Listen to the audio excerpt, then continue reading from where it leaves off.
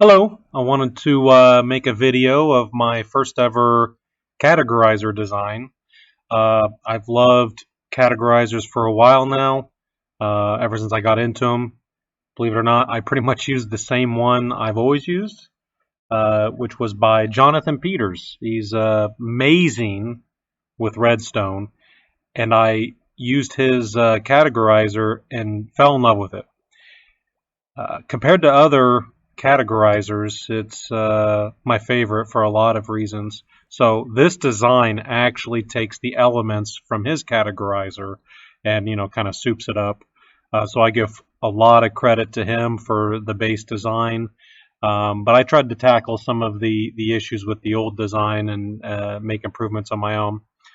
Um, so the pros for this build is that it's reliable. It will only basically break if you unload the area, if you don't have some kind of add-on for it, or if you leave the game, which is essentially the same thing. But that's for the most part pretty much any categorizer out there, so it's not a specific uh, issue with this one. It's very fast. It's a variable speed. It's not going to be constantly. I'm sure everyone sees out there like almost hopper speed, hopper speed. Uh, it is variable, and I'll get to that in the cons. But it can go from very slow if you just put one item into it, or it can go ridiculously fast if you put 8 stacks of an item into it. And I'll get to those numbers here in a little bit. It's a moderately quiet. You'll hear the occasional ticks, but I know there's some categorizers out there that will, go tick tick tick tick tick tick tick tick tick as the items are moving through it. It's not like that, and you'll see it here in a little bit. It's inexpensive per slice. Now, there's a large one of the cons for it is it has a large redstone footprint, but that's whether you have 5 columns of chest here or if you have 30. The redstone's going to be the same. It's just adding onto the slices, and those slices are very inexpensive. I've done my best to try and limit that. A lot of changes have gone on from my first design, where I used like I think 6 observers per slice, a bunch of torches, and it was ridiculous. And I've shrunk the size and minimized the amount of stuff that I've used for those slices. So it's really good. It's easily expandable. Like I said, because of those slices, you can just add on 5 rows fairly easily with not that many resources. It has an insanely large input storage. Uh, Now, I know a lot of other categorizers you can add on to the input. Sometimes it won't look as good. It's a kind of an eyesore. This one, just by design, it's not intentionally has a large input for the sake of having a large input, but because of the manner in which to try and balance out where things go, it just naturally has a large input. I can't remember the exact amount, but it's many chests worth of items you can store into it without even turning the categorizer on, which is a big deal for me. So, uh, like I said, one of the pros, you can turn it on and off whenever you want, and some categorizers you can't. As soon as you put items into it, you just gotta wait before you can leave the area until it's done sorting. If you want to leave the area right away, just turn it off. That switch you see on the left here, you can turn it off, and within seconds you can leave the area. And for me, when I'm playing, I like to bring stuff back to my base and usually just toss it in the input of the sorter. And now Jonathan Peters' design has one input chest, and for the most part, that will take care of a lot of my needs. But there's some times where maybe I'm just not in my base for long enough to turn the sorter on, or due to the speed of the sorter, I might only have it on for a couple minutes and then I leave, and it's not quite done yet. So I kind of build up there. So it's kind of nice to be able to just dump load after load after load of items in there and not have to worry about turning it on until you're going to be at your base for a little bit. Um, and the other one is it's easy to fix. Some categorizers that use a bunch of dropper elevators, I've seen where if you unload it on accident, you have to check all those droppers. With this design, there's only a couple things you ever have to check, and so if it breaks, it's very easy to fix. But you just try not to to leave it on when you unload it or log out of the game.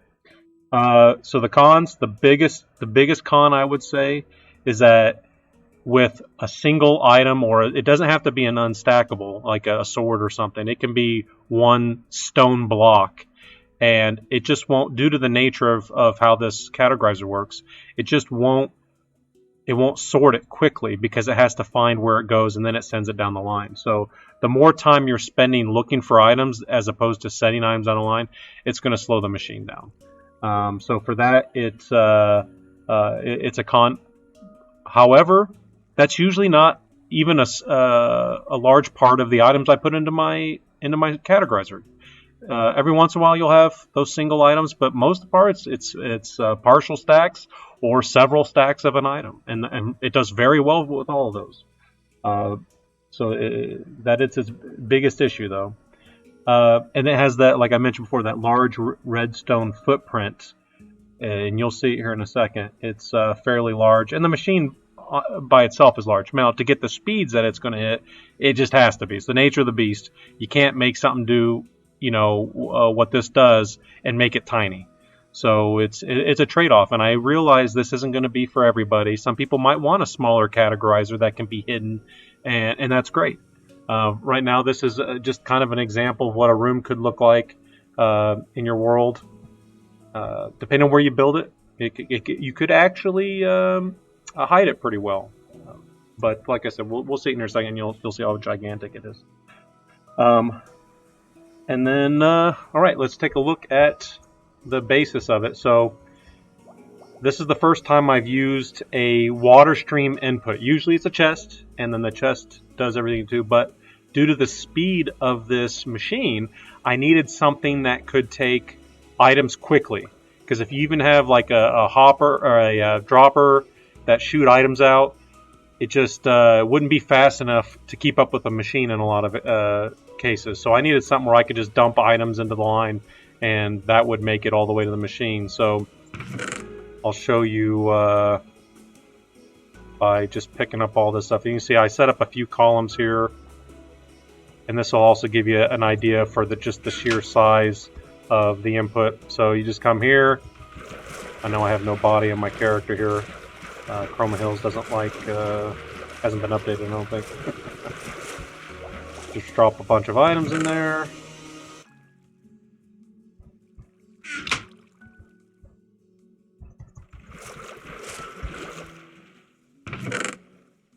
I'm not going to put like everything in here, but get a few columns worth, just a ridiculous amount of stuff.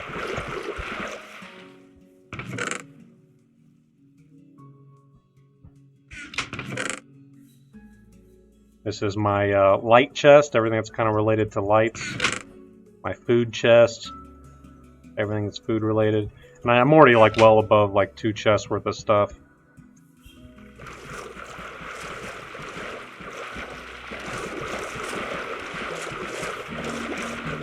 Alright, and so the machine is off currently, so it's not going. So if that was just you bringing stuff back, you could just do that and leave your base and you'd be fine.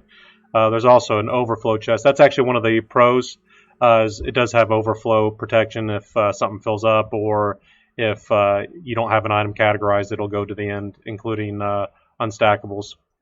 So this is the machine, and it is two-sided. So this side is one machine, and then this side's the other machine. So it's just mirrored. And you can see the items up here. They come up the water stream. They hit the chest to get to a certain position. Then they hit the anvil so that they're in the middle of all 4 of these hoppers. And so effectively, the input here, pulling the items down, is 8 times hopper speed, because you have 4 quad hopper speed on each side. And so these chests are sending them out at 2 hopper speed, but also gaining 2 on each side. I needed something that would be able to suck it down fast enough to so you didn't have items disappear. Now, I'm sure if you put chest after chest after chest after chest of items into the water stream, you'll eventually overcome what this is capable of handling. That's not realistic, though. Like, no one's doing that. And if you are, you're just going to have to make some kind of arrangements, I guess, to prevent that from happening. And you can see down here. And the reason I designed it like this was to try and get as much of an even split as I can between the sides. So, like on the single machine, I want them to split specific items as best as I can between the two sides. So if you get a stack of 64 redstone torches, I want as close to 32 here and 32 here. And so it doesn't matter if this side also has redstone torches because it has its own machine that it runs at the same time. So it's not a big deal. They could be completely different on either side, but you want the two on the same side to have as close to an even split as you can to minimize the amount of round trips your minecart has to take. And as you can see, the items are all gone well before the despawn timer. And then so this looks rather large, and I get that. And it's kind of like if you don't understand cars and you look under the hood of a car, you just go like, oh, that's an engine. But a mechanic will see, you know, all the different parts of it: the alternator, the engine itself, the fuel pump, etc., and they see all the parts individually. So this looks like a big mess, but for someone who's dealt with it and understands the parts, you can kind of separate how things work. But for those that don't, I wanted to kind of look over the bigger components to just understand how they work. So this is the filter, and as you can see in this hopper, 19111 nether stars. Not a flex, it's green. And this is one of your input chests. So if you put items in an input chest, nothing happens. And so when all those items came down, they went into those input chests on both sides. There's two of them. And they're just waiting. And then eventually when the minecart does its thing, it will come back and it'll send that one item the minecart took, and it'll put it into a hopper chain, which will then go into this filter, and basically it's like priming a pump. It will start the sucking out any item that matches the one that was in this hopper. And that's how the items go down the line. Okay, the next component on the list here is the dropper elevator. And the way this works is when items come into the first dropper down here, it creates a clock with the comparator, which senses the contents of it, and it changes the state of like this torch. The observer senses the change in the torch, which powers the block, which powers the dropper. Same for this observer looking at this torch. It changes the condition of the observer, which then changes the condition of the torch. This observer senses this observer senses this torch. They power their blocks, and then their droppers setting it up. Put some items in here, and you won't hear the droppers going off. It's quiet. It's coming up here. If it's if it doesn't go into a container, it will make that clicking noise. But since a hopper or a chest is a container, it'll put it in there and it'll be quiet, and it's hopper speed. Okay, and so after the filter, it gets sent into the dropper elevator, simply to raise it high enough to go into the second filter, which is identical to this one. So when you see that up here, right here, here's the first filter. So this large space in here, that's the first filter.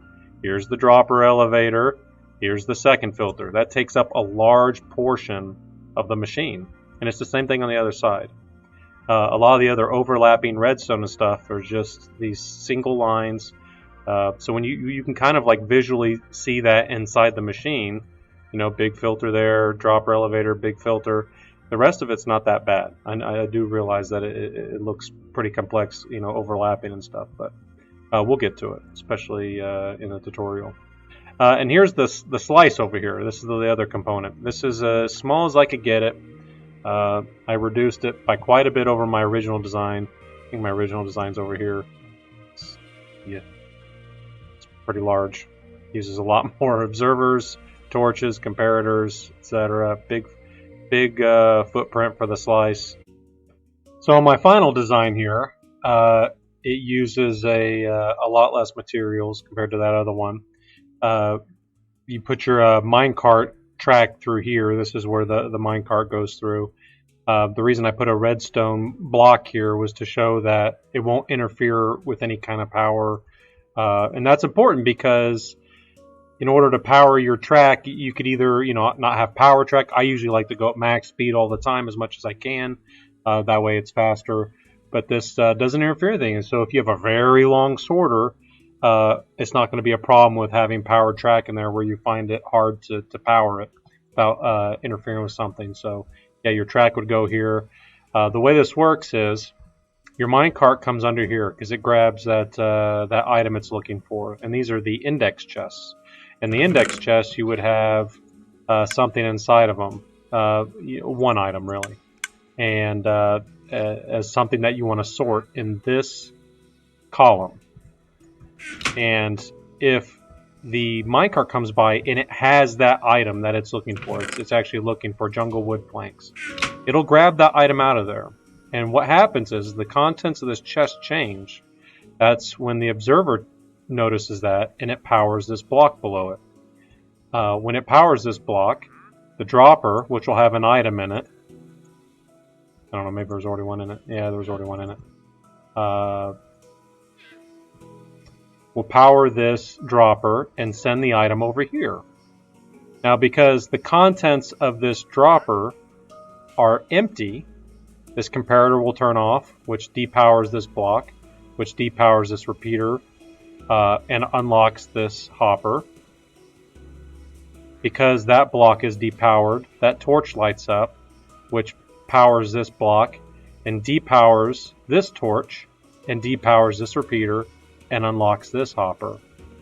And this power torch will power this block, and it'll be depowered, depowers this block, and unlock this hopper. Now that's important because when the minecart makes its way back around up top, it wants to drop that item it pulled from this chest back into the chest, so it constantly has the same items in it.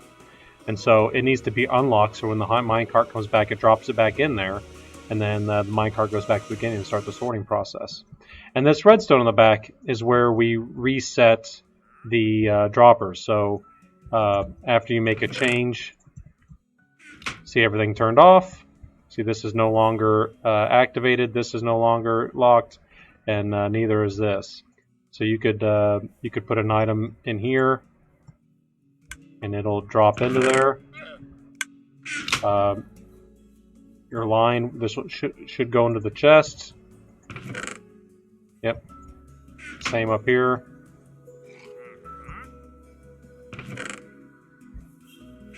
But if we reset it, now you see all those get powered again. Nothing drops. Oh, and I just did a change, so we'll reset that again. It's locked. Locked. So nothing goes down into this column unless it senses the change from this chest. Okay, start to finish, just a real quick understanding of how the categorizer works. You have these mine carts. In the mine carts, you have these 4 filter materials.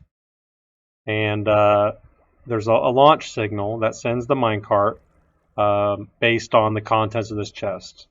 So as you can see, this chest has a comparator, and it detects the fact that there's something in this chest, the stuff we put in there earlier. That will we'll go over the signal here. So the signal goes up right here. Currently we have it off, and it's depowered on the torch. But when we let the signal go, this torch will light up and will power this dropper, which has an item in it. When this dropper sends that item to this dropper, it will now sense, and there's a comparator there. It'll power this, and with this, it's like a T flip-flop. It'll send a pulse, and this pulse will go down here, and it'll start the minecart. The minecart will then move, It'll go under the chest and grab one item. And so now the minecart has that one item in the 4 filter materials. It'll go down there underneath the chests. It'll look for that one item, and if it's in these chests, it'll pick that one item. It'll unlock the entire column, comes back up here, and then it drops that item back off. But if it didn't pick up any items, they'll all be locked still, and it'll just come back, and it knows to now send all your items down to the overflow, which will be your last column here. The minecart goes back all the way to the front. And when it gets here, it drops off the original item it took from that chest. It'll drop it into this hopper, and then this hopper chain will then send it to that filter we talked about before, and that's what kickstarts the entire process of sending something down. So one item will get sent to the dropper elevator we talked about earlier. And then once this filter starts activating from at least that one item, it will light up this section, which is designed to put this hopper in line after one item goes down to the dropper elevator. We only want one item to go to the dropper elevator. The reason being is all we're doing is priming that other filter. Because then everything else that's in this chest that we're originally sorting from, we want it to go down this hopper chain line. And then, so that's why this will move in after it detects that first item going through that we dropped off. And it'll go down its own line down to those slices down there. So the other item, the one we sent, will go into these hoppers, into that dropper elevator, comes back up, and then it goes into the second filter, just like over here. So it's identical, just it's higher up. And so if there's any of that item, it'll pull from the chest. If there's none of that item in this chest, it's whatever. It will send that one item out these hoppers over here. So you can see it comes out from the filter there, makes its way over here, and it'll go down the line. Whereas the other one from the first filter comes down here underneath the comparators here. I understand this is a very iron heavy build because of all the hoppers. I'm not hiding that fact. This is not a day 2 categorizer you're going to build on your server in survival. You're going to need a little bit of stuff, and you know, you could have some other kind of system and then go to this when you want to really soup it up. And then if it has one of those columns that's unlocked, both this one and this one will drop down into this chest here. And the reason we have the chest is due to the speed of the sorter. There's no realistic way that I found, without going crazy with hoppers and stuff, to receive those items as quickly as we need to and also put them into the chests. So I got a little something here. So there will be some buildup, which is fine. But one single chest while also dropping off 2 at a time, because it'll go down at double speed here until these like get clogged up. But you basically have to just be sending so many items down one column at a time for this to even have an issue. I've put like 2 or 3 chests of the same item, and this chest still did not fill up. And if you find that's a problem, you could actually increase the size of this thing and do a double chest on both sides and have even more expansion to go into. Because ultimately, with a categorizer, I don't care if it makes it to the final chest quickly. It's more about it getting sorted quickly. So it doesn't matter if this chest has contents in it. When the filter is done sending the items down the line, it'll move on to the next one. And this will continue to drain into your column.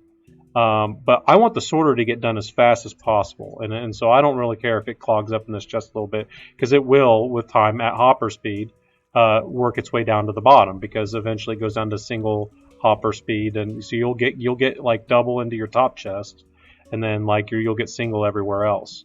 For me, not a big deal. If you have an issue with that, then you can maybe figure out a different way to approach it.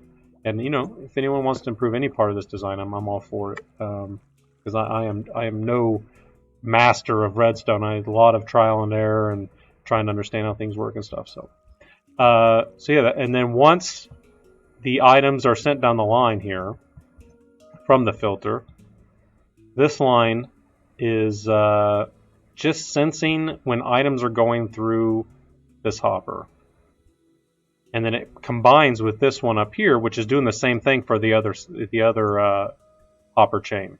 So it's sensing items coming through there, and then they share a signal. So basically, if either one of them's going, because you might only have an item going down one line, you could be going down both, whatever, but you want it to both share the signal from either one so that it powers this all the way up.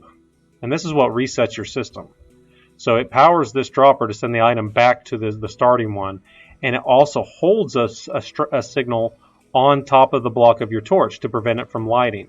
So your system won't start again until this line depowers, because there's no more items going through the hopper chain. So it's like, hey, I'm no longer sending any items down the line. We can turn this off, and once this turns off, it allows that torch to turn back on. And then the torch turns the dropper, which sends the item back, and it starts the whole thing over again. And the timers are on here for a specific length of categorizer. If you end up making an even longer one, you're probably going to have to add more of a delay in it so that it doesn't start earlier than the time it takes to get down to the last dropper. Because what you don't want to do is to reset the system when you're still sending stuff down the line. And I couldn't figure out a way. On Jonathan Peters' design, he has comparators and repeaters all the way down the line, sensing essentially what would be this top hopper chain, that items are still coming through it, and then relative to how far it's going down, that changes the delay effectively. So if it's something here, it's going to reset faster than something that's down here. However, because of the size of this system and the fact that it has two lines, I realistically couldn't figure out a way to do it without making some kind of insane much larger machine to account for that. So I went with the slightly less efficient detection for that, and to just use a this preset delay to try and keep that signal in as long as it needs to be. It's actually pretty close, but if I were to add more columns, I would just add like another repeater here, whatever. It's lots of space. You could make a really large one and make it work, but that's what you would have to do. The other thing that we need to talk about for the design, so like this sent a pulse earlier from when the item gets moved over into this dropper, and it senses from the comparator, and it creates a pulse instead of a steady signal. Well, this got power to send the minecart. It also sends a signal this way, and then come down here, the glass, and then down here, and it comes down to here, and it goes to the back where these droppers are at. And similar to up there, we need to reset all the columns. So if this one had an item in it, which they all do because it all reset or defaulted to everything being unlocked, you would it sends a pulse to all of these so that it locks everything. So if you have the one column unlocked, it'll now lock it back, and you're ready for the new round. So that's what that signal does.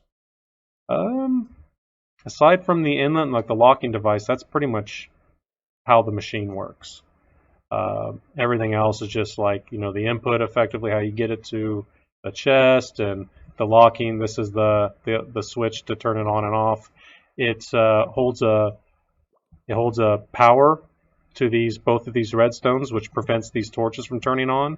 So even if you have stuff in your chest, which you can see by these repeaters being lit up, since these are lit up, there's something in the chest, and normally it would start, but because we have a signal that keeps this block powered, it also powers these dusts, preventing these torches from turning on. So when that switch gets turned on, this torch depowers the block, and then these are allowed to depower, turn the torch on, and then it starts the system up. What it also does, which is not something I've normally done before, this will be the first time, I've added a signal to come up here and clamp down the filters. So even if you're in mid filtering, and let's say you have 20 stacks of a certain item going, well, even though you turn the machine off, it's going to be a while before those items are done, and there's potential breaking of the machine. So what this does is it'll hold a signal on the filters so that nothing else gets drained out of the chest. So it'll immediately stop putting new items in the line, and maybe within, I don't know how long it takes, 5 to 8 seconds, your items will be in the chest where they belong, and you can leave the area with no problem, log out of the game, whatever. So that's very nice for if you're the kind of person that doesn't want to wait for the current item to finish sorting and you want to get right to leaving your base, unloading, logging out, whatever. That switch is really nice. So I'm going to turn the machine on, and you can kind of hear the sound. Maybe. Okay, I didn't hear it. You see the mine carts are gone. And they're doing their thing. They're back. So the way you know it's broken is if there's no longer 4 filter items in the mine cart. That's a good way to check it. And you can see those filters going off. The blinking there, that lets you know that items are being drained out of the chest.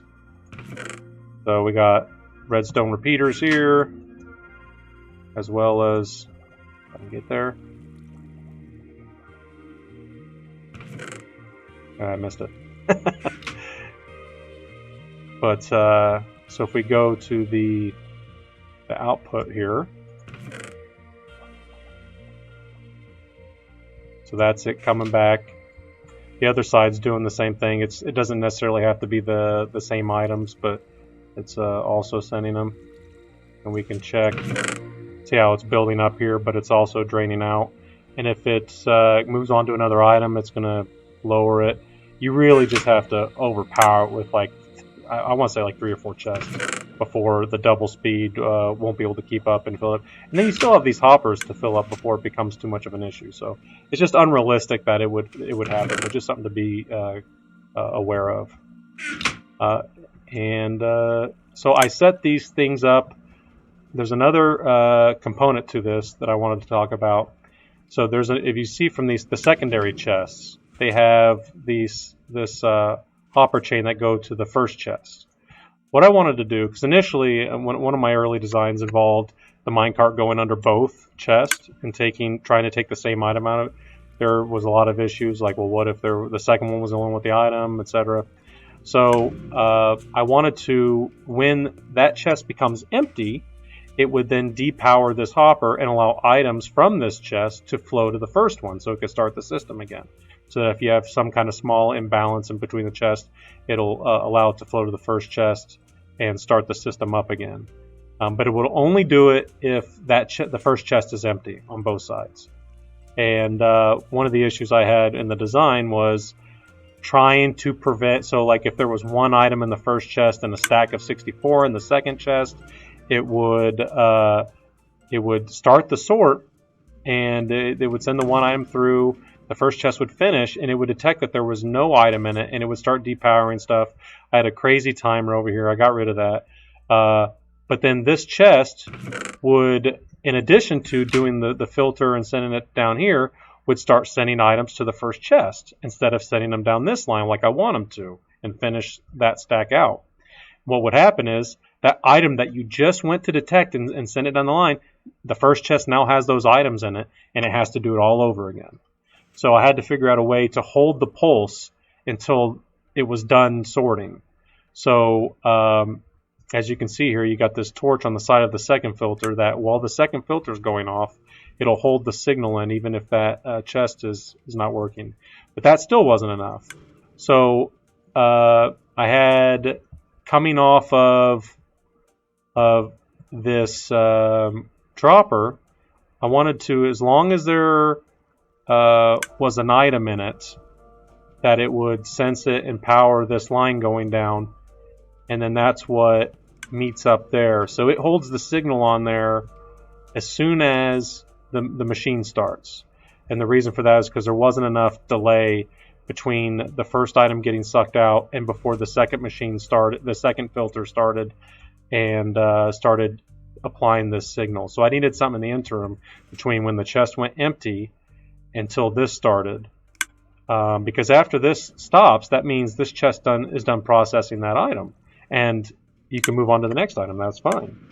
But yeah, so coming up with a way to when that other dropper has an item in there, basically it's like, oh, we know the system started, we're going to hold this signal until it's done. And so that's what I came up with. There might be a better solution out there, but it's all just to kind of to hold hold it until it's done filtering that particular item, and then it can move on to the next item. And I wanted it to just send a few items over, because it doesn't matter if there's 62 stacks, whatever, in the second chest. As long as you get the filter going with one from this chest, it'll drain all those out on the next round. So, but that's, I think, essentially it for the design. We can see the output here real quick before we start the tutorial.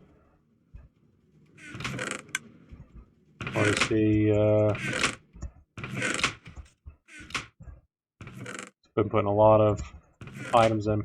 So the rates are, if for single items, I tested 41 single items, and out of the 41 single items, it was abysmal. And that's just the design of the categorizer that uses these minecarts to find the column you need. It's like one item every, I want to say, like 12 seconds. It's not that great. But where it really shines is the more of an item you have, which is much more common.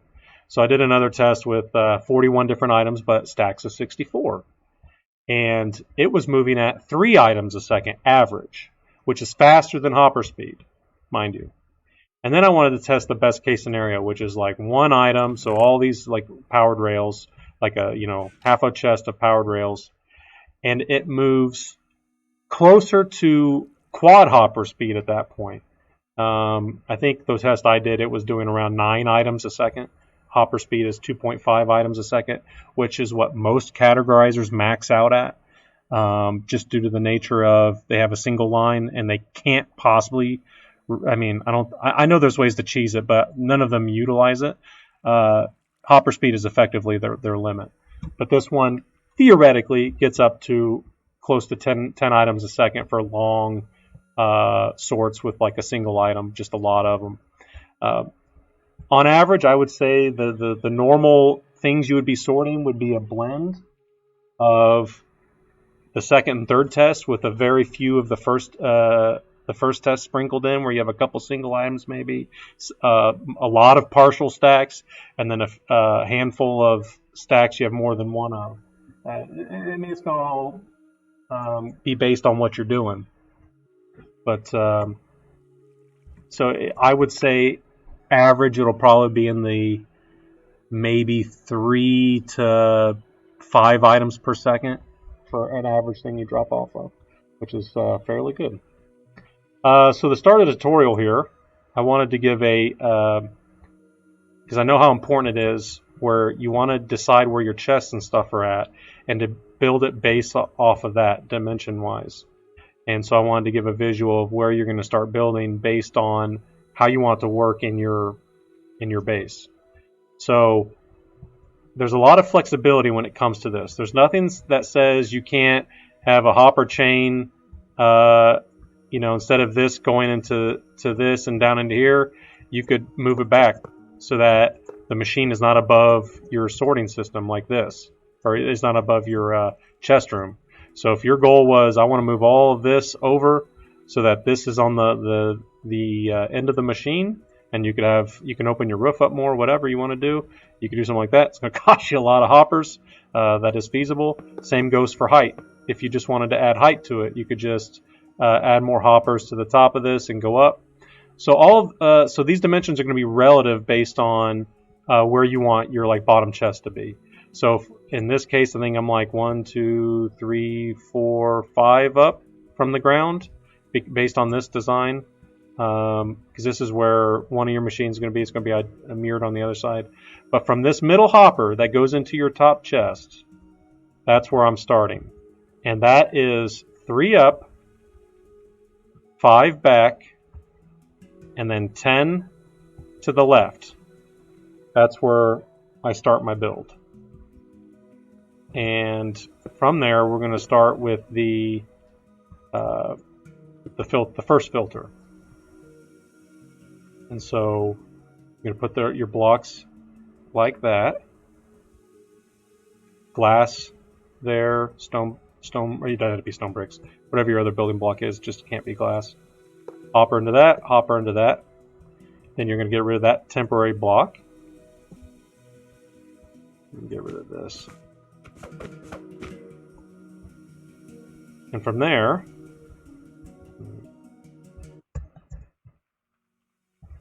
underneath, that's a temporary block.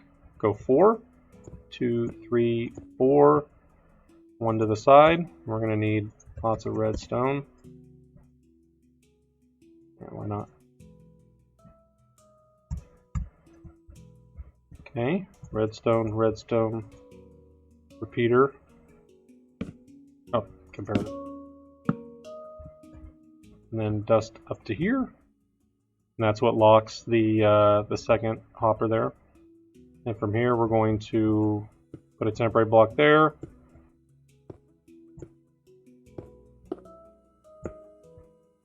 I'll get rid of it, you don't need it. Torch, you want to put it right there to light that up. Comparator here. Dust, dust. Heater. Temporary block. Build up there. Put a torch here. Block on top. Block on the side. Bring that over. Right there. You're going to put dust all the way back. And a torch on the side. A block on top. Very important. And then you can, this is your first input chest.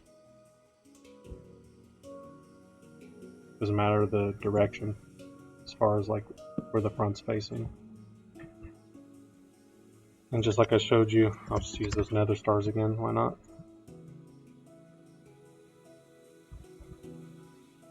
You want to go 1, 1, 1. And then 19. And then for the third hopper, need to place it in this direction. And that is the first filter done. And now we have to work on the dropper elevator. For the dropper, you're going to want to come out to here. Put a hop frame into this, into there, and into that. Kind of like a two or a backward Z, S kind of. Gonna build below that. Get rid of that block. All right, droppers. Server. Okay. And we're going to go 4 up. 1, 2, 3, 4.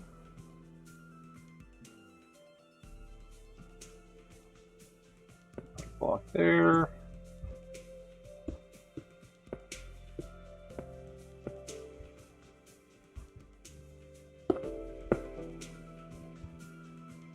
Dust there. Repeater there.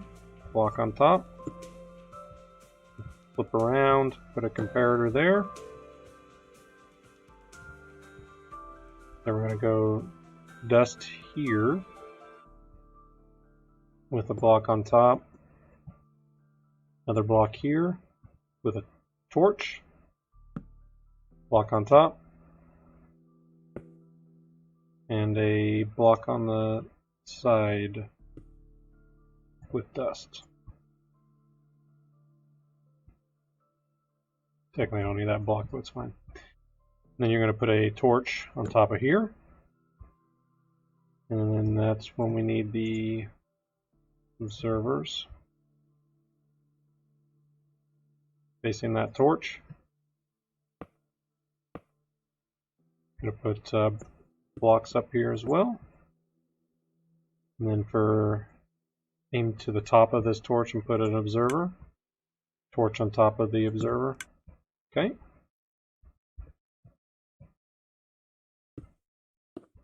Blocks on the side, temporary, so you can aim a hopper into it. I like to test things as you're building them. It's a good practice. So So put the chests in there, see if they go to the top. Yep. Also wanted to show on this filter, if we were to hold the signal to prevent that from dropping. See, it won't actually pull down from this hopper right here. So you have to, that's why you have to have it unlocked. And so when this blinks down here, it's unlocking it, allowing that item to drop down and keep it pulling from the chest. Or else it'll just get stacked up into this hopper until it's full. So the hopper or dropper elevator works. And we need to move on to the next chest. Let me double check what we need to do for that. So it's one more and then the new filter. Okay.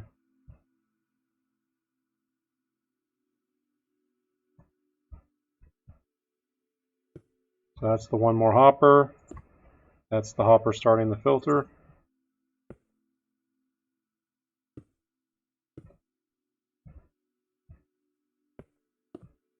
This is just like this over here.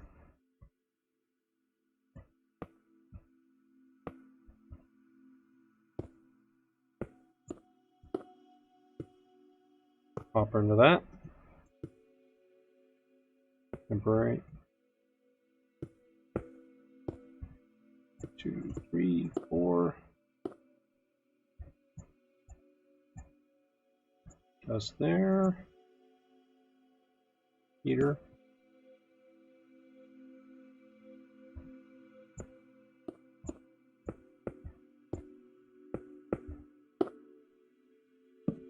Torch there. Block there. Comparator. Dust here and there. And a repeater here. Dust there as well. Torch. Block on top and side.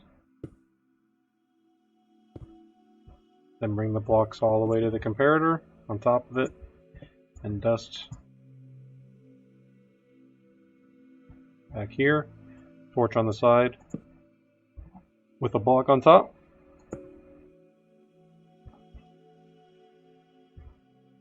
So now we will, oh yeah, I connect it first. There we go. Get a chest out as well. Whoa.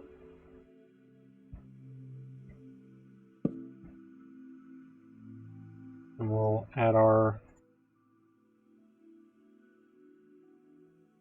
filter to this one.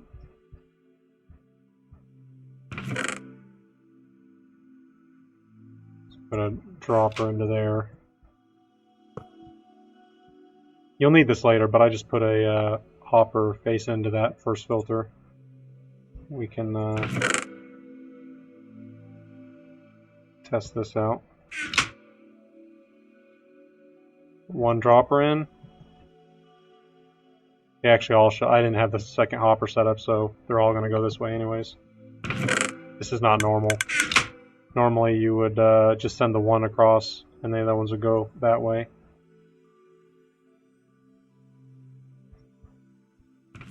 So that one's empty.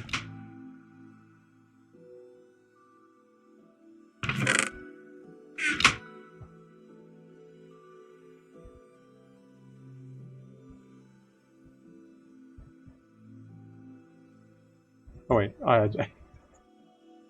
okay, that's 64. I thought I put a full stack of 64 in. I was like, where the hell did it go? Alright, so it's working as intended for now. And let's see. Then we can go down one and hit this chest up.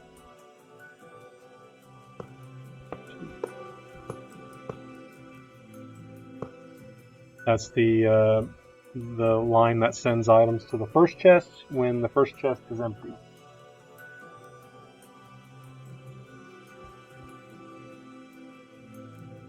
And so the rail is going to be here. kind of map that out a little bit.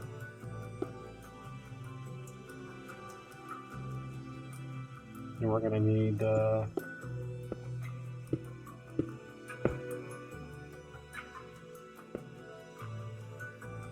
let's see here.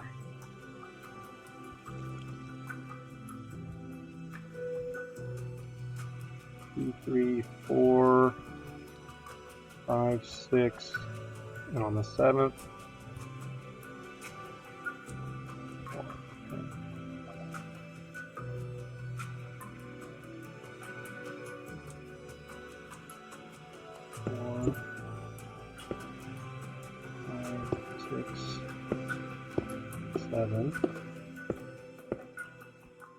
Okay, so we had a comparator here, 4-tick repeater, 4-tick repeater, dust, comparator, comparator, comparator, comparator, dust, dust. Okay, we can test this out. Alright, pull it out. It holds the pulse a little longer. And then it finally does that. Okay. And I want to say I think it's a torch, and it does torch. Yep. Okay.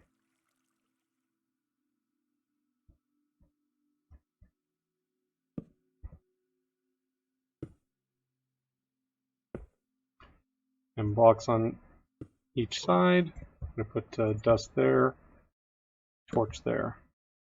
So when there's nothing in this chest, there's nothing locking this hopper, which allows it to drain.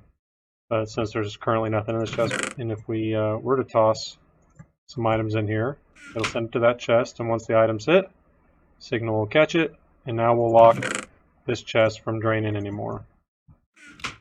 So that is working properly.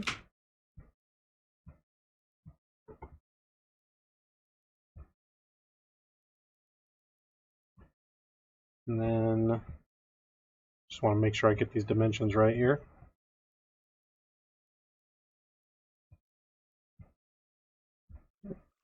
Okay.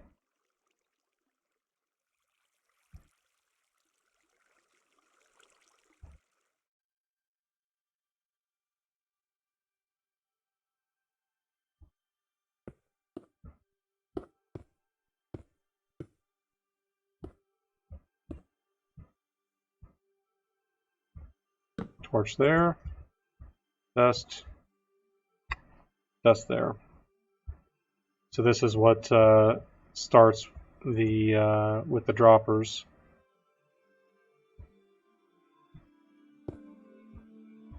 Dropper facing that way. Get a couple temporary placement. They don't have to be droppers. Just something you can look into to make the droppers face each other. And if we were to put an item in here, I'd activated this, which you can press like that.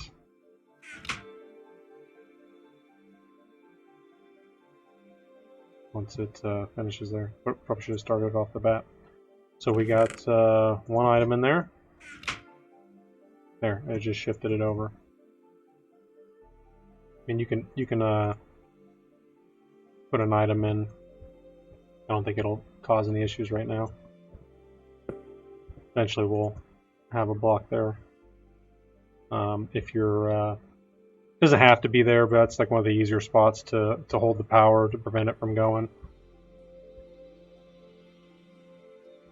And then below this, you're going to want your comparator coming off of that.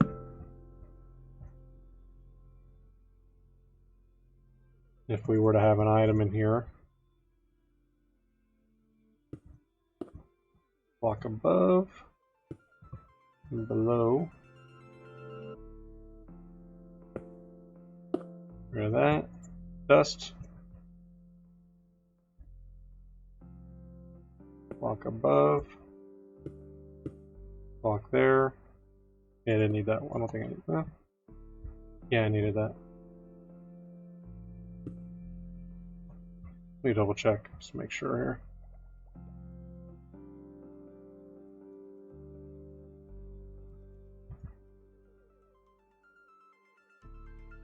And I'm not in the right spot.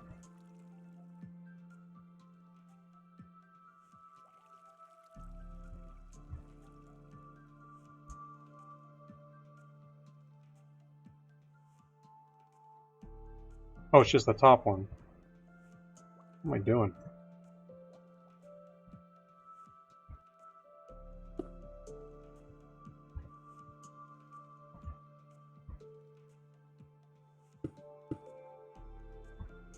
Okay, yeah, there we go. 3-tick repeater. Comparator. Dust. Track mode. Block on top.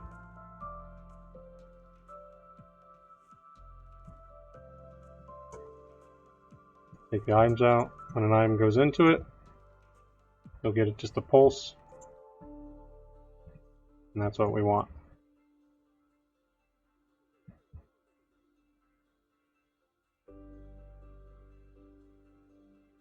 So we're going to be, the fourth block is under the chest.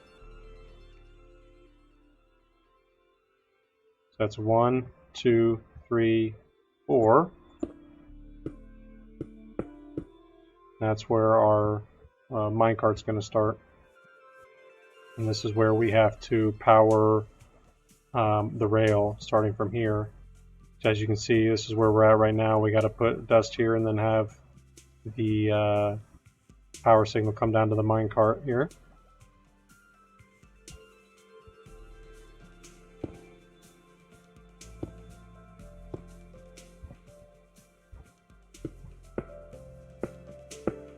Okay.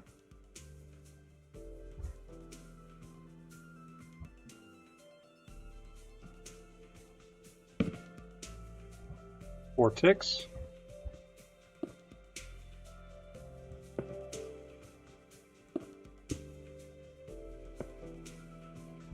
Actually, let's do it that way.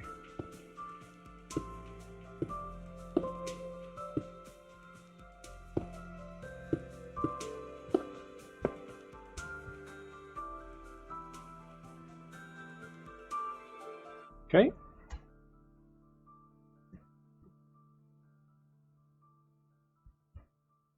So if we were to depower this,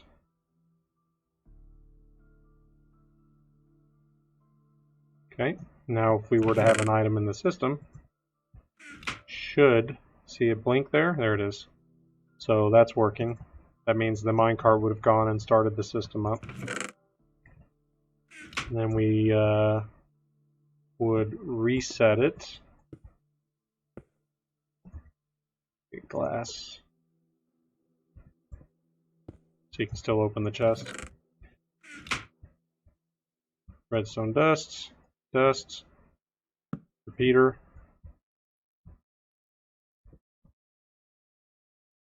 When I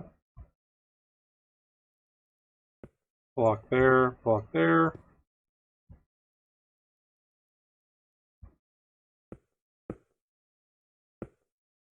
and a block there, repeater, 4 ticks, and a dust there. The reason we do that is when the return signal, when the items are moving through the chain, it'll reset this but prevent this from starting until this depowers, which we can test out here.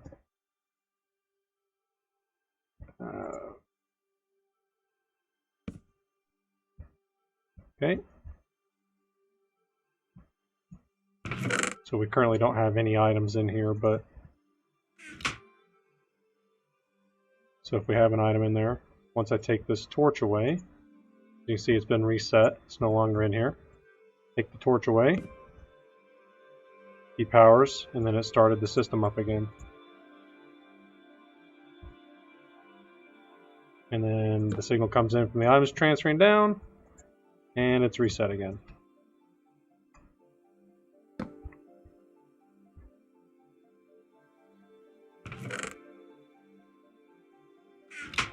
But if you do not have an item, so it's reset.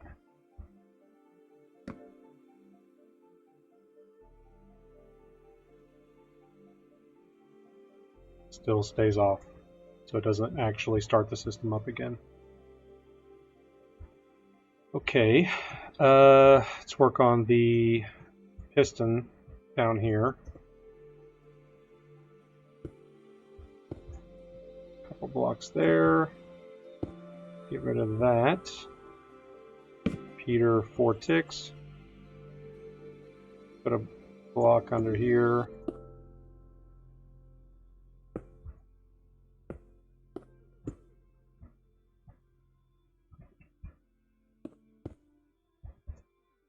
Get a sticky piston.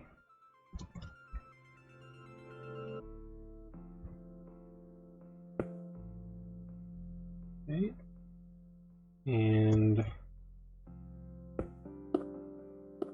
I'm going to put a hopper facing that way. Put some dust there. Dust there, there, and there. Peter 4 ticks this way. Comparator there. Comparator there.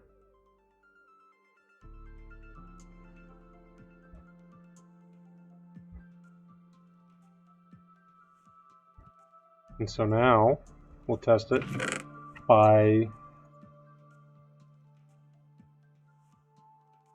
actually I don't want the stuff being messed with right now. So we'll put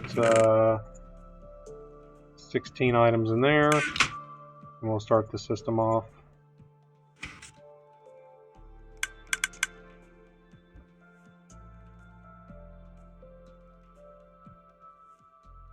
We got the one item that came through the dropper elevator, which I think it was clicking there because I'm on a chunk border, so that's something that you might have to consider, is not building on a chunk border with most everything. And then all the other items should be in here, which they are. So the one item I put in and the 16 I put in the chest. So the piston's working properly and the timing on it is good. Time to work on the hopper chains. So coming out from here, we need to come out 2. So 1, 2, and then 10. 1, 2, 3, 4, 5, 6, 7, 8, 9,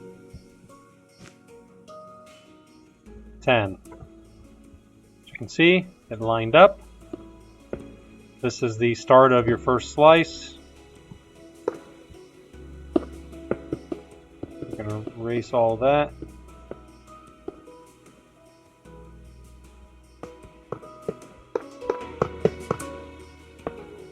And do hoppers all the way back to here. Turn and do that. So when this hopper aligns, when the piston powers, it'll send stuff down this line. And then for this one, I'm going to go 2, 1, 1, 1, 1, another one here, here, and here.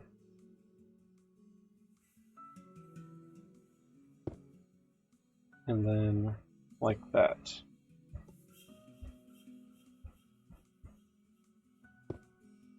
So hopper there, there,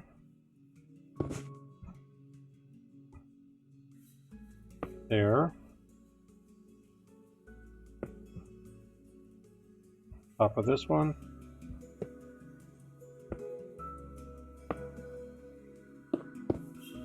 aiming at that one,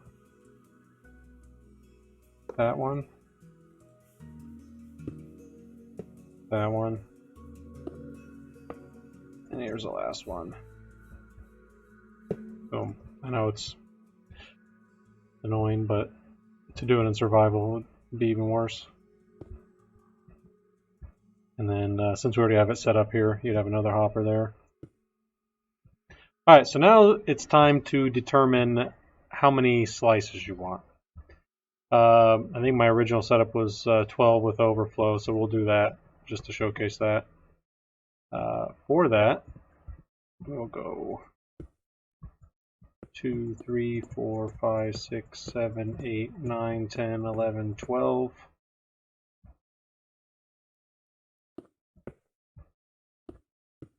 And erase all those.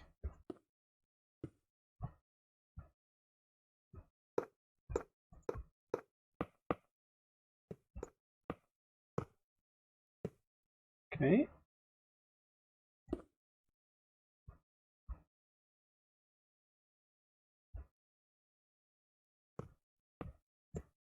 Four, 5, 6, 7, 8, 9, 10, 11.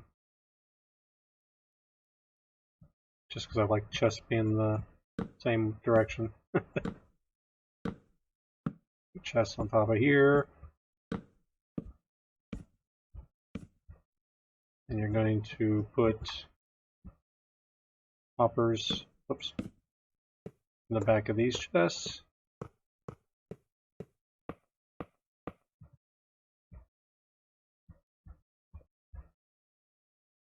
So over here,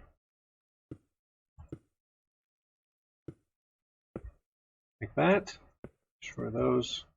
Can bring this hopper back.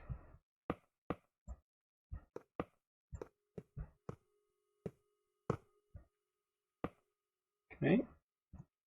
And then double hoppers into the chest.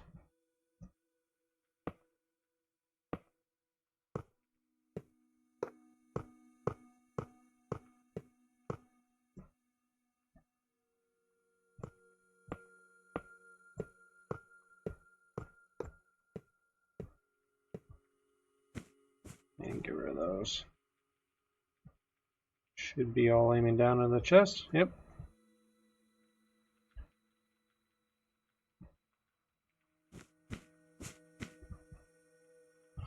Okay, so we can work on our slices now. It looks like a lot, but it's fairly easy because everything's just mass production. So we'll do these first two blocks here. I'm going to go underneath. Temporary block. Nope. Definitely not a temporary hopper. It wouldn't have mattered, but and then a space. Get rid of that. Go all the way back. Okay. Same thing for this side. And get the inheritors out.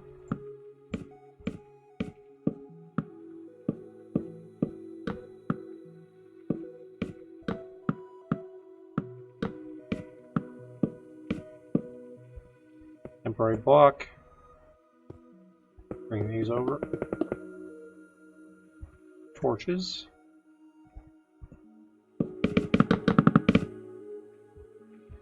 Okay. And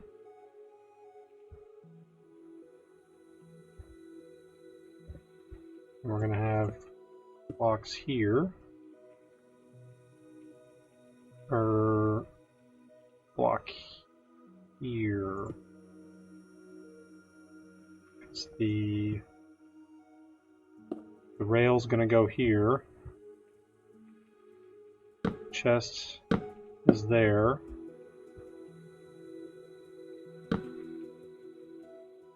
It's alright. Chest on this side. And then you'll have the observer looking into there. Block there, and then that's where our droppers go. Yep. Alright, so chest back.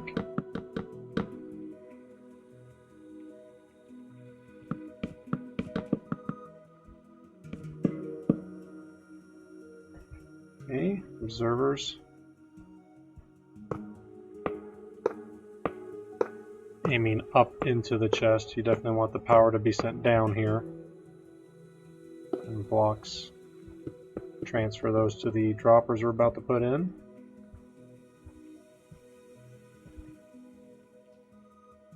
Okay, crouch and aim at the comparators.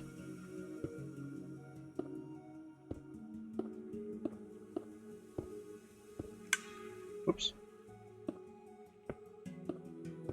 One got away from me. And then temporary block.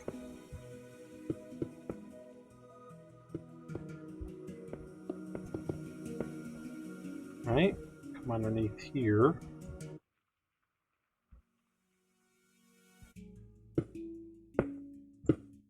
Want the droppers to aim at the other droppers you just placed, so it's kind of a pain in the butt to angle it just right. That's why I had to position myself there. I'll go ahead and put blocks here so that we can set up our reset later. Alright, and now for the track, that's fine. Redstone. Remember what I said earlier about you could have redstone power your track in here. Alright. Let's set up the other track there.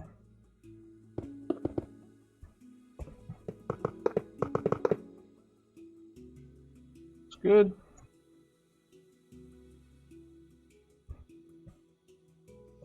Redstone dust here. And then up top, we're going to put hoppers into the chest.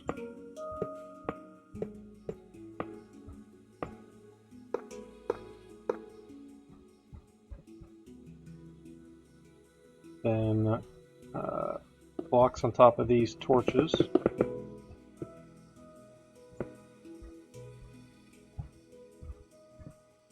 Torches on the blocks on the side here. Then we're going to do either comparators or repeaters. I know people would want it's repeaters don't cost quartz, so I know repeaters can be definitely a little easier to obtain. Okay, and so then we will have a torch on top and blocks on top of those torches. Okay. And then on the bottom droppers, this is where you want your single item.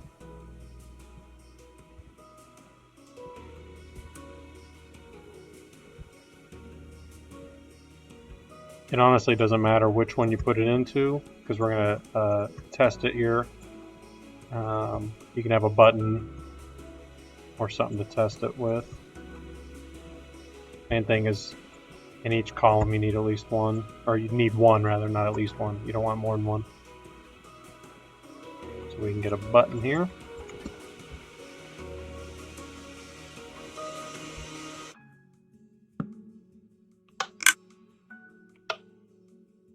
So, as you can see, everything is locked. This block's powered, locks that hopper.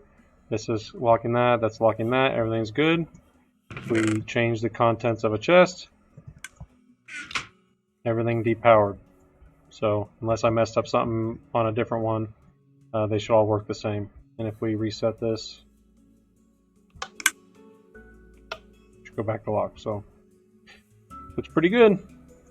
Then we need to put the rails down on top of the hoppers.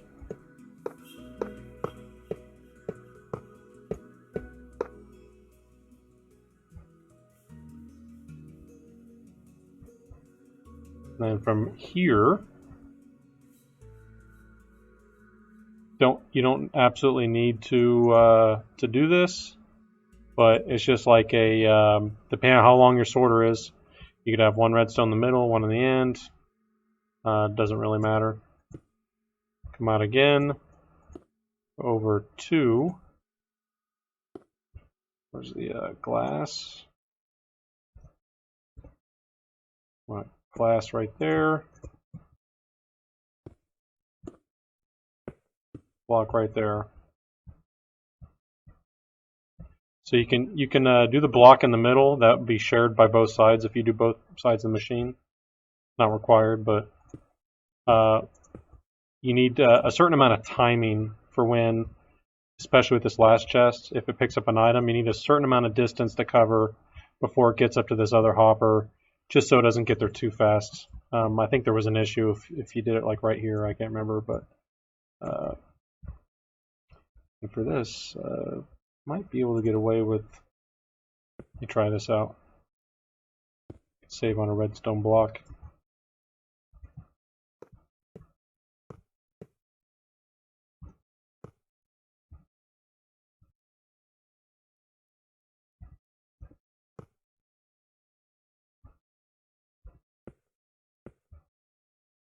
Oops, wrong one.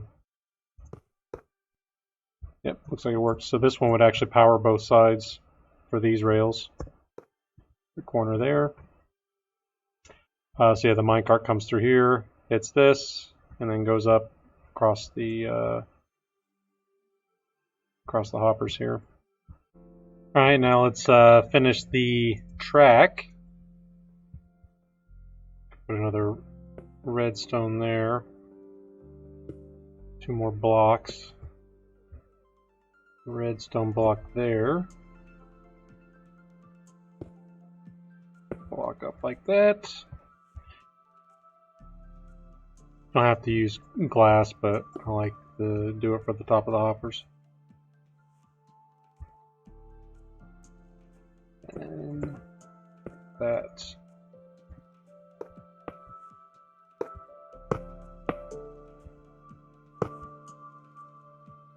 Regular rail. So.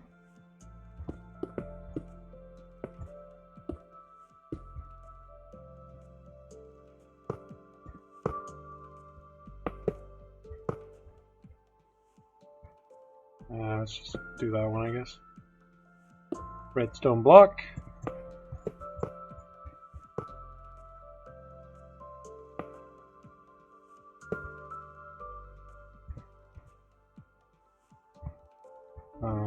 Get a redstone block there too. Double check.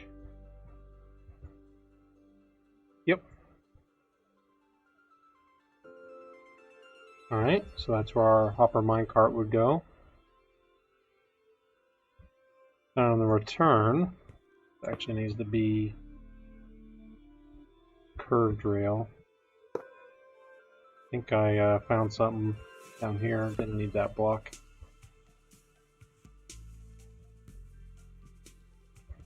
Temporary block. Regular block, redstone block.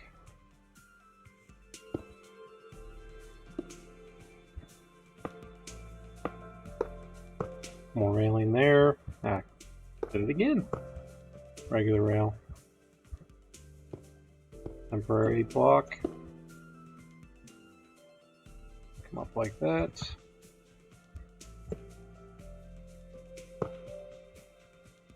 And all the way down. Not too far. Alright, and we're going to want to build this hopper up to be even with this right here. Block here and here. Then you want to get it to return. You want to leave a hole over this. Do a temporary block for that. And then get rid of those two so that the minecart hits that and drops straight down.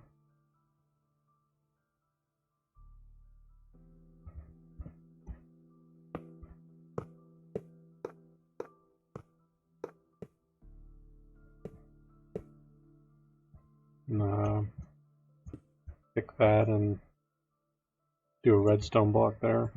Power it all. There you go.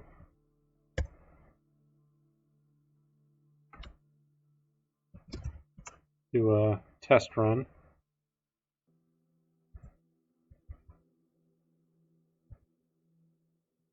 Get our button in there.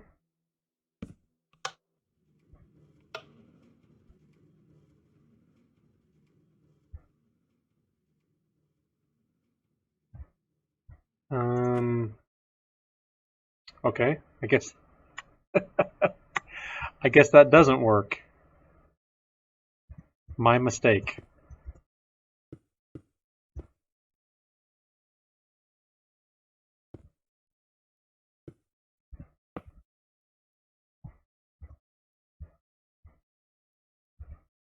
Oh, I would have messed up anyways. Since we did not have power for these. Torch.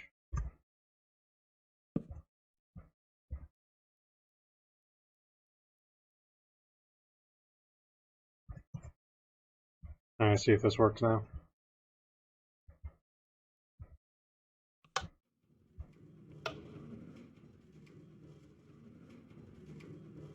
There we go.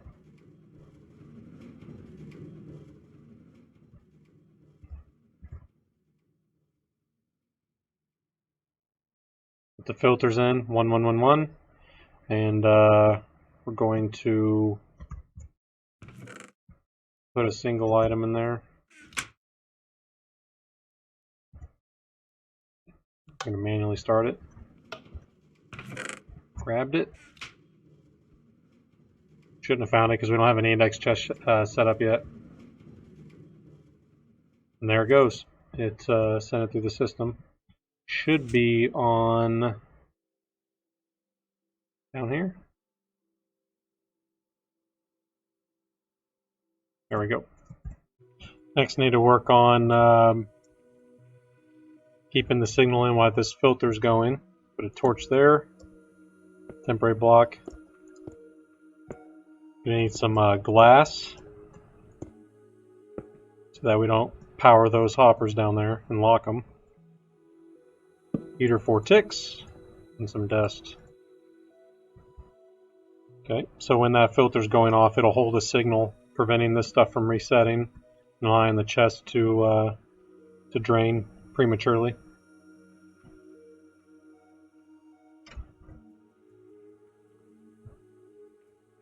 And up here, we're going to be working on the reset for the index chest. Block right there. Temporary block repeater.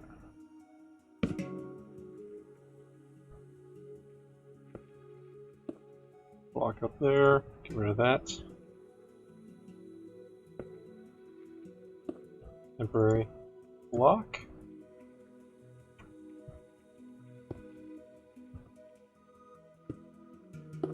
Go down there.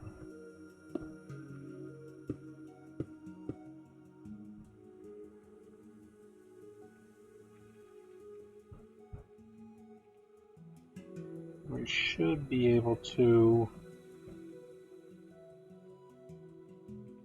I think,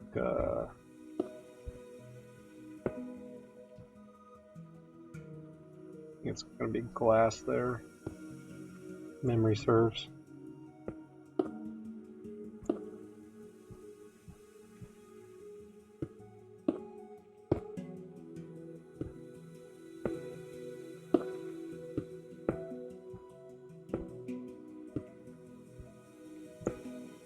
Get rid of that button.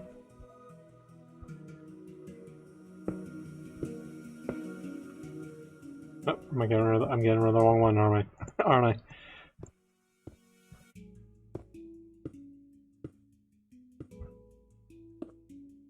Okay, I'm going to take redstone. Got to be careful here too. 1, 2, 3, 4, 5, 6, 7, 8, 9, 10, 11, 12, 13, 14. So if you want to minimize the amount of repeaters you use, the main thing is that you can only go like 15 in a direction. So ideally it'd be nice to have one right here, but by putting one here we can go 1, 2, 3, 4, 5, 6, 7, 8. So it's good that direction. And it's about the same the other direction. So by having a repeater here, you can have a effectively a 30 long sorter, which is more than I ever use. I use about 20. So this should do plenty without having to add more repeaters. The reason you don't want, I don't like having repeaters in the line itself and then going out is because you'll hear like double clicks and whatnot. So this is what will reset our index chest before the launcher goes off, or at the same time roughly. So now we're going to work on the line coming from this dropper. Temporary block. I'm going to get comparator.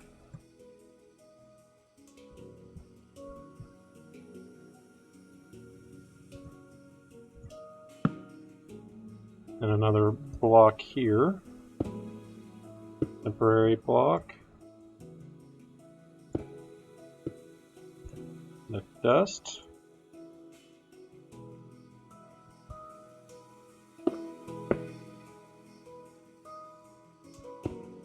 Couple blocks there, get rid of that one, and put a repeater in here. Temporary block there, another one there. That's where we need dust. Okay, then we're going to get glass.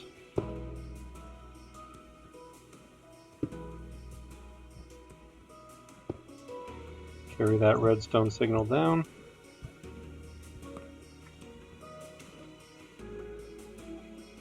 We need glass here as well so we don't cut that signal off below us.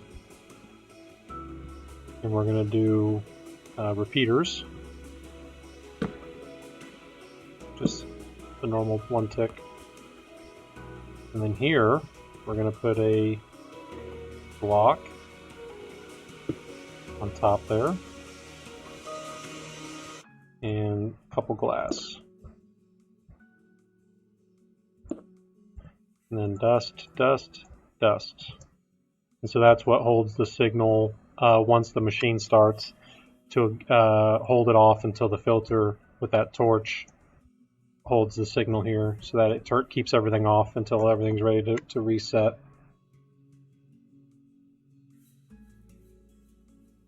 Okay, and now we're going to work on the reset signal. So that's this line right here. So we're going to come down to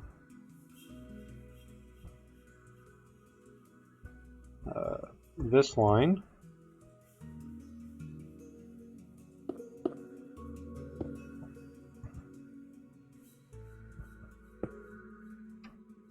To double.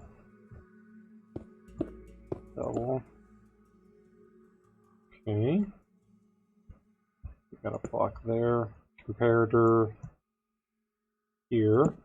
Nope. Repeater 4 ticks. Okay. Dust here. I think I need more blocks there. Like that.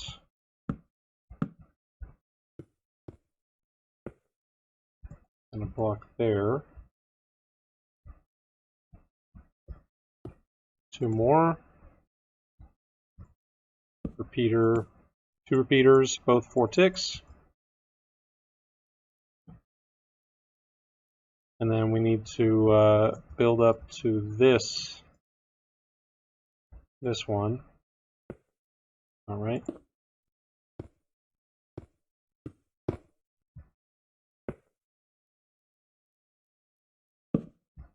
Comparator there. We need a repeater, 4 ticks.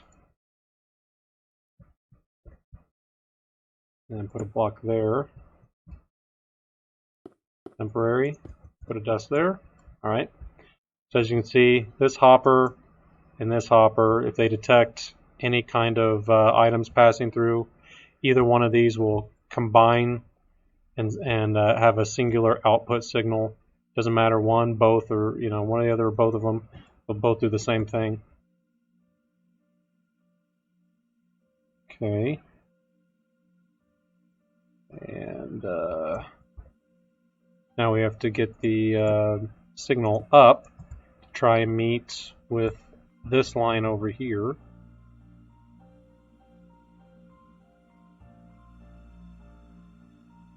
So we're going to get the glass out.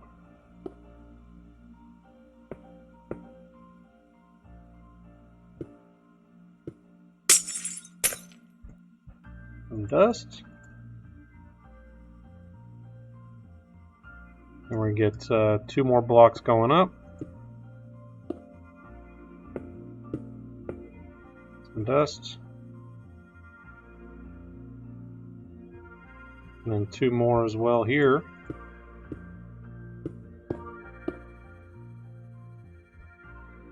Some dust.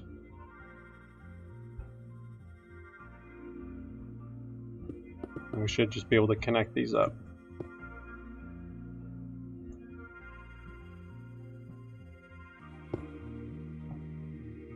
And we're going to want 2 repeaters here. Well, it's not as big of a deal. Both 4 ticks. The placement's not highly critical because we're going to have enough signal strength to get to them. Same as here. 4 ticks. Like if you have it right here or here, it's fine. But the main thing is to have the right amount of repeaters in the line and before this redstone right here. So all of them should be 4 ticks up to this. 1, 2, 3, 4, 5. Then the one up here. Whoops.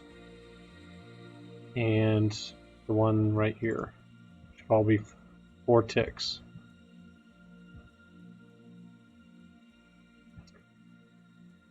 Thinking, oh yeah, I got to put that item back in here. Doesn't really matter. So when I say filter item, I'm using nether stars. Now, you might actually want to use nether stars in your sorter. What I suggest with a lot of sorters is you get an item you have plenty of. So if you have a big sugarcane farm, take sugarcane. That's usually what I do. Go to an anvil, and you want to just rename the item. So even though it's technically like sugarcane, because it's renamed, it is no longer actually sugarcane for the sake of like stacking and whatnot. So if I go in here and I put blocker, these are now called blocker, and you can't stack them with other redstone blocks. Even though they're the same item, they are effectively like a whole new item, a unique item that the only thing that can stack with it are those exact items. So as long as you don't put this filter, this actual filter into your system, it won't mess anything up. And so for like right here, this is where you put your blocker items, the 111, 19. What goes in the droppers doesn't matter. It doesn't have to be a filter. There's no way they can mingle with the items that you're putting into the system. Same with all the other droppers that are used in your index chests, like below there. They do not have to be filters. But the hopper minecart has to have filter material, and the ones below your 2 filters, the input chest there. But I believe it's ready to test here.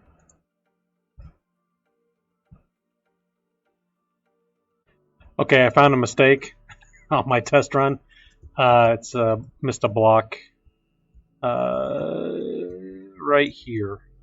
Missed a block right there. Cut that redstone off. It'll screw up your filter. So now we should be able to test this out.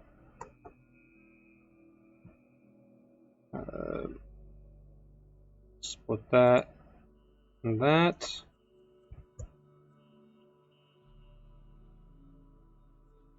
We got 1 redstone dust, 1 observer, and the second chest.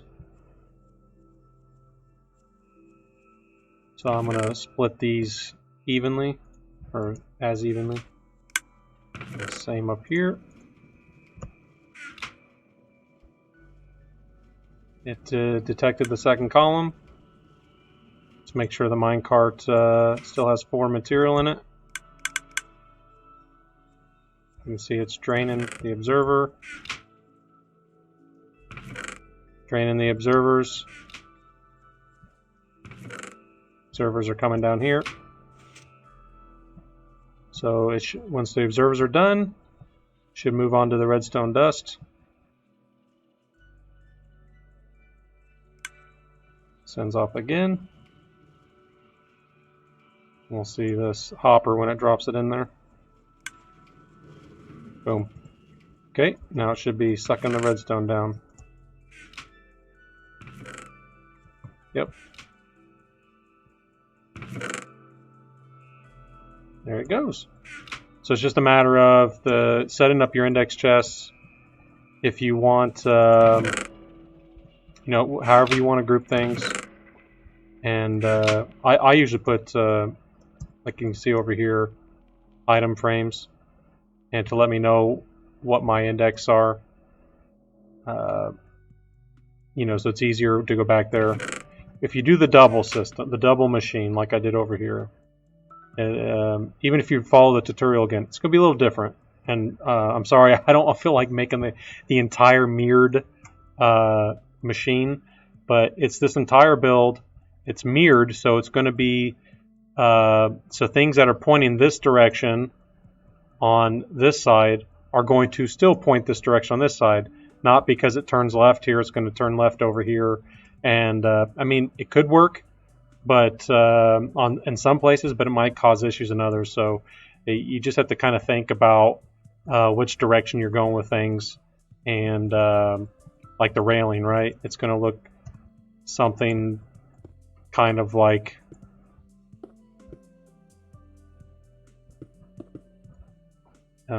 this. So instead of replicating, go 4 over this way too, and then it's mirrored, so it's going to look like this. And that's just something you have to kind of work through if you want the double machine. I guess if enough people ask for it, I might do the tutorial on the mirrored portion of it, but I think people should be able to figure that out. Let's see, from the frame. So like if this is your first categorizer, I like labeling whatever is in your columns. It makes it easier to detect stuff. It's fairly common. I even put them behind lights. Doesn't have to be sea lanterns, but so I'll put like lights over here. It illuminates the area and the frame. I just noticed we forgot to do the overflow. That's fine. Then you would put,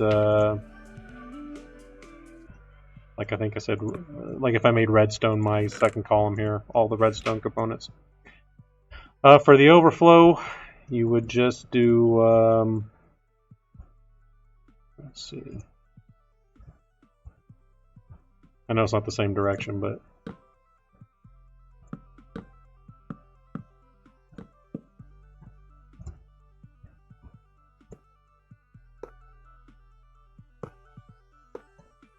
this is for when it doesn't find any items. Okay.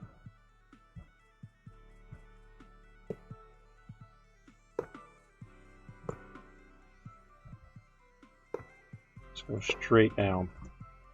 So when it doesn't find anything in any of the index,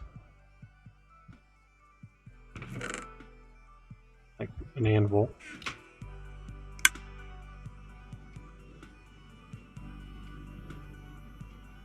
see, nothing lit up, which means it still has everything locked. It should start sending the anvils down into the overflow chest.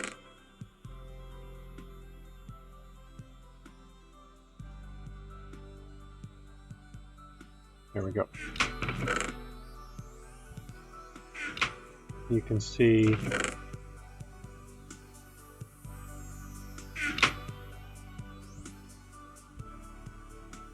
piling in here. Already done on that side. Yeah, because I only put it in one chest, so it was going one speed. But so that's the machine's done. So this is upwards of double hopper speed based on how it splits. Now, if you don't want to do the double machine, the two sides, the how you get your items to your input chest is going to differ. And this thing's going to be different as well because this is relying on like a four-way split. So it utilizes this chest. You want the flow, the water flow, to come this way and hit the chest, and then move this way and hit the anvil, and that gets it like right smack and dab in the middle of all four hoppers, and it'll just sit there and it'll be constantly sucked down by four hoppers, and that's 10 items a second for that. But it also pushes and pulls into these chests, so it's actually double hopper speed for each one, so it ends up being I think 20 items a second for how fast it pulls down. But yeah, that's not too bad. I used blue ice. I don't think you actually need to use blue ice, and I lit it up because it's in an ocean biome, so fish spawn, and fish can cause issues because they'll die up here, and then their loot will go into the hoppers and cause potential problems. So that's why those are lit up. And yeah, it's just like a bubble column using soul sand, and you fill it all with water. Although there's a cool trick that you put, like dirt here, and then you put one water bucket into the top, and then that water drifts down all the way, and then you plant kelp all the way up. And then when you get to the top, you come down and you destroy the kelp, destroy the soil, put the soul sand in, and then it turns all of it into a bubble column, because when you plant the kelp, even though it's like moving water, it turns it into source blocks of water instead of having to go bucket all the way up and swimming in the ocean. It allows you to, what the hell? Creative mode disabled, apparently. What the hell is going on? There we go.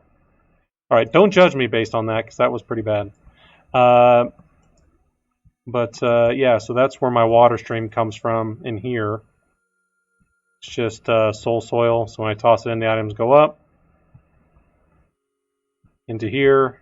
It's kind of a wonky direction. I just, got it working. I didn't make it look beautiful. And then, like I said, the main thing is you want a water source here next to the chest.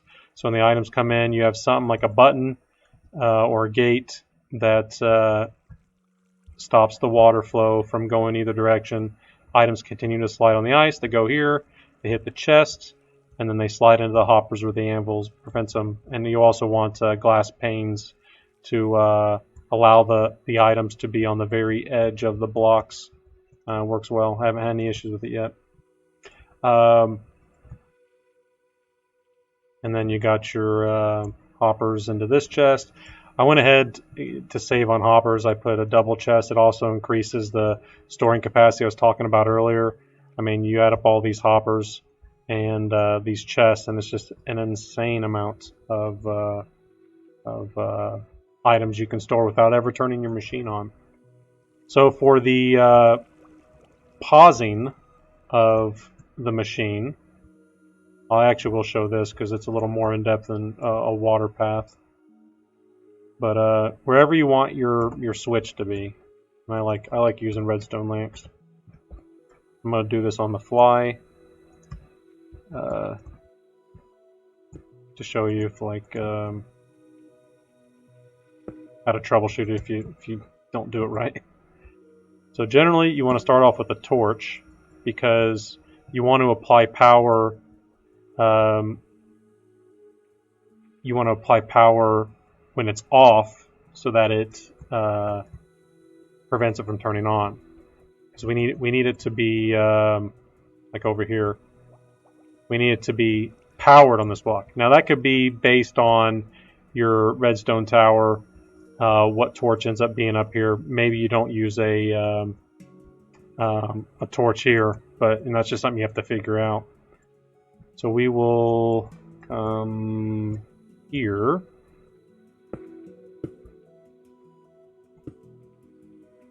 And build our tower down. You don't have to do it in this exact order, but just to get the general idea of it. Okay. And we're going to want a torch here, every other one.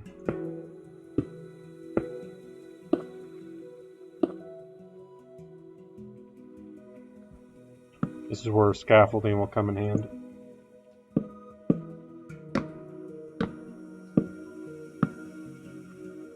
Alright, so right now it is off.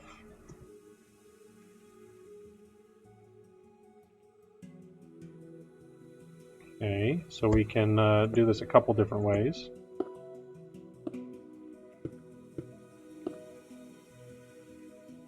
So if it's off right now, that means it just needs power. And we already have it set up to with that torch over there. Okay, so that now applied power and it flipped everything. And now we have power there. And you don't want to put dust on top of this. It might work with one. It'll work with one machine, but if you have two machines, it'll cause issues between them, because like when this gets powered on this side, it'll try and power it on the other side and cause problems. So now with a lever,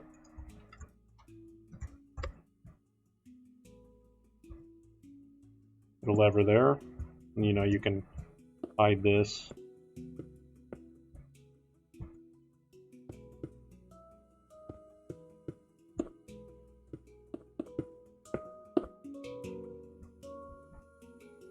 Now when you turn it on, it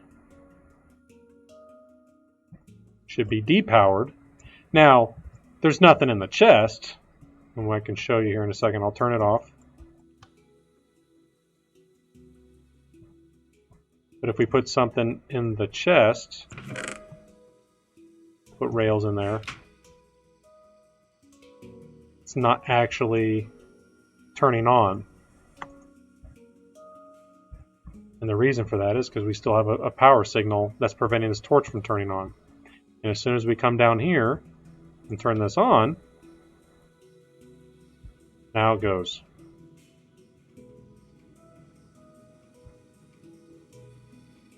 So the part about the preventing it from sending any more items down the line, which was this part right here, where it pauses the filters. You can add that in if you want, if it's a big deal to you. So while it is off, and you want to see what it's like when it's off, because you need to figure out where the power source is when it's off, and kind of figure out where you need to be, which would be like right here, I guess. Yeah, we can go this way. So we can do it like this if we want. Bring this over here. I don't know if that'll cause any problems. I think we're fine. Trial and error. Okay.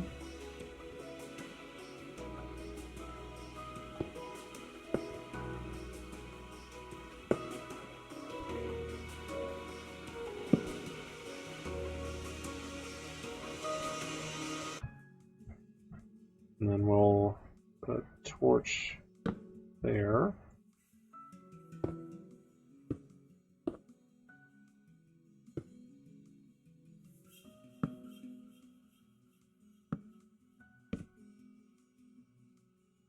Get some dust. 2, 3, 4, 5, 6, 7, 8, 10. All right, so what we need to, so we want it to be powered right now, so this is not powered. Which means we need to flip it again.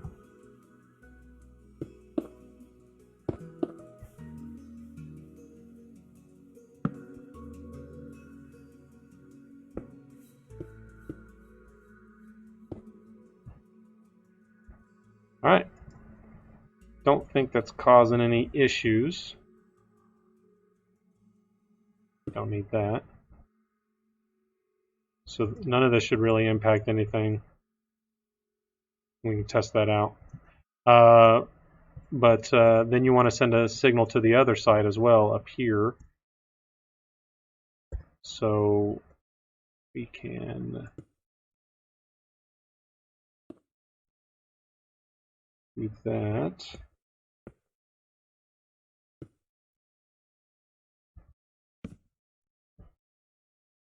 And apply dust here. No, we probably don't want to do that. Probably put it here.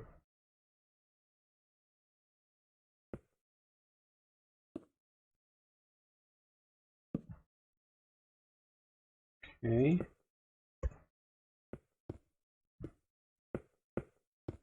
And redstone. All right. So currently, with it off, power is being applied to here, power is being applied to there. So if we we're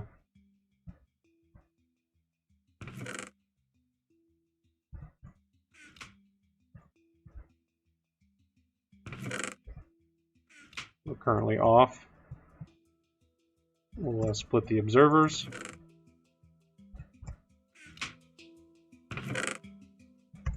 Okay, notice it's not going. Let's start it up. So now we're gonna stop it mid filter.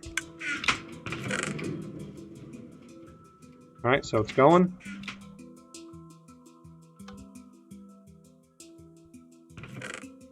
Stopped. Stopped.